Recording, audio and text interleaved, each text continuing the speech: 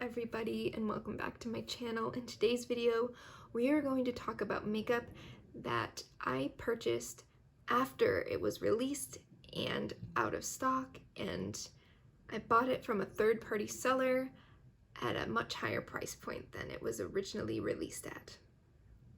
So let's just hop right into it. The first couple of items that I want to talk about are from the MAC and Cinderella collection. I got into makeup the year after this launched, which broke my heart. So the Cinderella 2015 film is one of my top 3 all-time favorite movies. I think it's perfect. It's perfect. So when I realized that there was a makeup collection I had missed out on, I was very upset. And this was when MAC was one of the top tier makeup brands. So there was just this lust of, well, if it's MAC, it's gonna be, super good, and I want it, and everyone collects MAC, and I need these products. The first thing that I purchased is not part of this video because I did not spend more than retail value. I actually spent less, but maybe with shipping and tax, it was right about on there. I purchased the Stroke of Midnight eyeshadow palette.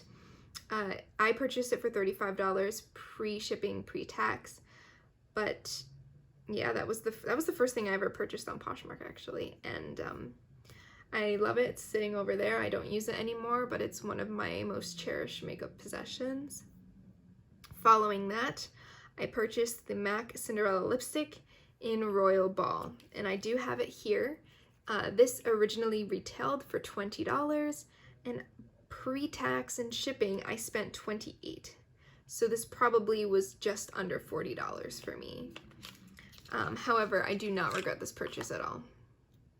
So here's the packaging. It's absolutely stunning. The lipstick still smells good, it just doesn't look good. I don't use this. I actually couldn't use this because it was way too light for me. This was a luster lipstick. It looked terrible on with my skin tone. But I'm so glad that I have a lipstick tube, a MAC lipstick tube from one of my favorite films in a collection that I wish I could have gotten all of when it released. The other thing that I purchased from that collection, I don't have anymore because I did end up reselling them because the quality wasn't there. So these were the MAC and Cinderella Mystery Powder and Beauty Powder. They were terrible. They just had hard pan like immediately. They didn't work at all, so I ended up selling them. I do regret getting rid of them only because I wish I had a compact that had MAC and Cinderella on it. But that's neither here nor there. I'm fine. I love my palette. I think I was the only one to touch the eyeshadow palette, so I was able to use it. But yeah, so the beauty powders retailed originally for $25 each, and I spent $105 on them before tax and before shipping. I was crazy. I know. Yeah, so I don't have those anymore. And the next thing that I purchased was the Becca and Jaclyn Hill face palette. And this was the larger one with the 2 highlighters and the row of blushes across the top. I purchased this for $70, again, before tax and shipping, so probably at least $80.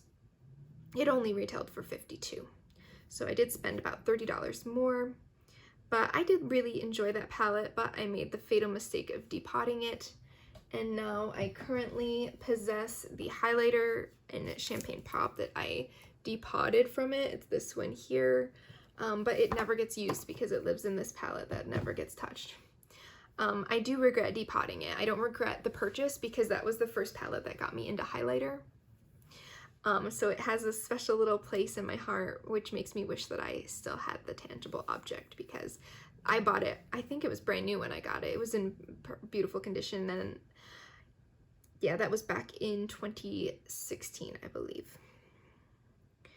So then next I have the exact price of this one. In March 2017, I purchased the Urban Decay Original Alice in Wonderland palette. I do remember when I looked at this listing, it was the most unused one. Some of the shades were not even swatched. I think a couple shades were like swatched or used once, and then some were completely untouched, which is what made me want to purchase this palette. I spent $113.49 on this, and it retailed for $52. And if you guys saw my collection video, you will know what this looks like, but I will show you all again. So it's got this pop-up, which is one of the reasons why I did really want it, because it was a collector's piece. It was more than just makeup, because it had art in it. And then this is the palette, and it even came with the eyeliner and primer potion. But I don't think I ever actually used the palette because I knew better than to use used eye makeup. I just wanted it to have it. And the time I got this, I already owned the Alice Through the Looking Glass palette, so I was already actively using that one, so I didn't need to, I guess. I don't know. But that was, I purchased that, so what, double the price. Next, I didn't purchase anything for a while. This brings us from 2017 to September 2020. I purchased where did it go? There we go. The Jeffree Star Peppermint Frost palette. And I purchased this brand new for $70, and I spent a total of $83.49 on this product. I wanted this very badly. The year it released, it was in a mystery box. It released on Thanksgiving 2019. I sat for almost an hour using my phone, my mother's phone, and my brother's phone trying to get one of these mystery boxes, and then I kept getting booted out. So I don't know if it was just how hard I tried to get it or what, but I was definitely really bummed that I didn't get it to where it lingered for almost an entire year. So the only pro is that I did purchase this brand new. However, I don't think I like this formula, and I might actually end up trying to sell this palette because I do not enjoy the formula. It's okay. Next, we jumped still same time frame, so I believe this was early October 2020. I got really into Fude, and I wanted a brush that you couldn't get, and I stumbled upon it on Mercari. This was the Lunar New Year brush between Beautylish and Chikuhodo, and this was for the Year of the Rat. It originally retailed for $125. I purchased it for $160, which is around the same price point of their regular series brushes, because I was almost going to I wanted to buy this shape brush either way. I was going to buy the Chikuhodo MKUM brush, I think it was. It was almost the exact same shape, and it was around the same price point. And then when I stumbled across this on Mercari, brand new, unused, I figured I cannot pass up the deal. So this is that brush. Here's the head. It's just the lovely fluffy brush. I use it with a finishing powder sometimes, but I'm really just happy to have this kind of for the collector in me, because I am the Year of the Rat, and it was brand new, and it was a really good deal because it was the same price as the brush I was gonna get anyway. But I did spend more than retail value, which was $125. And the only way I was able to verify that was the current Year of the Year of the Ox is running for $125. Next, I have another brush. This brush is from MAC. This is the MAC Petal Power brush in number 127S. And this I really wanted because in the spring, MAC released a pink line with Spring 2020. It was with this and with Lightscapade and special packaging, which I did purchase, and I think a couple lip products, but the brush was already sold out when I purchased Lightscapade, and I was definitely bummed out about it. And then when I saw it on here, so this retailed I think for $38, and I found it on Mercari for $57, but I did have a $20 coupon because it was my one of my first purchases, so I did end up paying retail for this because of the coupon. But without the coupon, it did retail for this price, and I think that is important to note. I was probably going to buy it either way. But I'm definitely glad to have this. I don't necessarily collect MAC things, but there are a handful of things from MAC that I truly do cherish, and I'm glad that I was able to get this brush. And then the final thing, the reason I'm making this video, I'm wearing it today. This is the Melt Cosmetics and Beetlejuice Gel Eyeliner in Utterly Alone. It's the purple one. I didn't realize that I wanted this. I had never tried a gel eyeliner back when this launch released 2 months ago, so I didn't even think to purchase it. And then since then I have tried their gel eyeliners and I fell in love with the formula, and I knew that I wanted this, the purple one, and I knew that I wanted it brand new.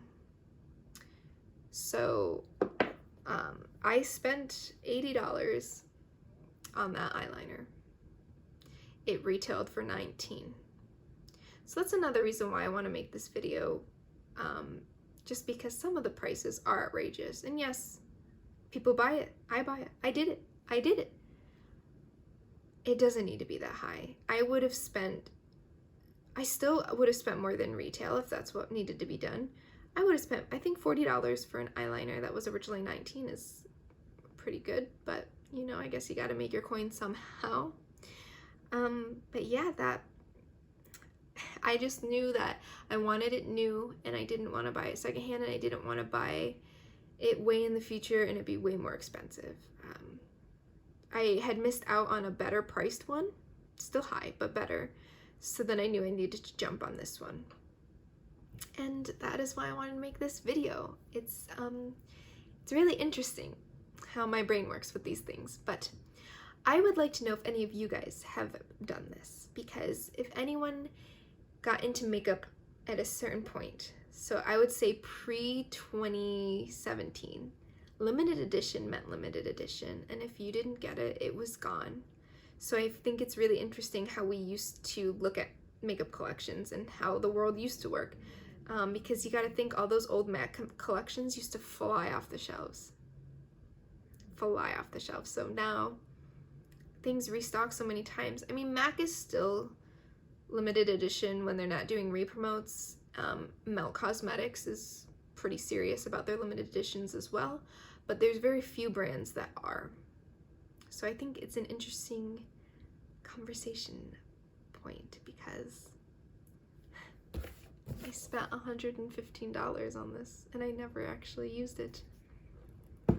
But I'm glad I have it. The only thing that I somewhat regret is this, and I'm 100% sure I can sell this in the next 48 hours. So I hope you guys liked today's video. Please comment, like, and subscribe. Please let me know if you've done this with any products or almost did. I'd love to know. I'd love to know. But hopefully you guys stay tuned, and I'll see you in my next video. Hi guys, this is not even editing me. It's just been a good handful of days, and I bought something else. I bought the Melt Cosmetics and Beetlejuice Gray Liner because I got it for a pretty good deal. I think it was just under 40 bucks.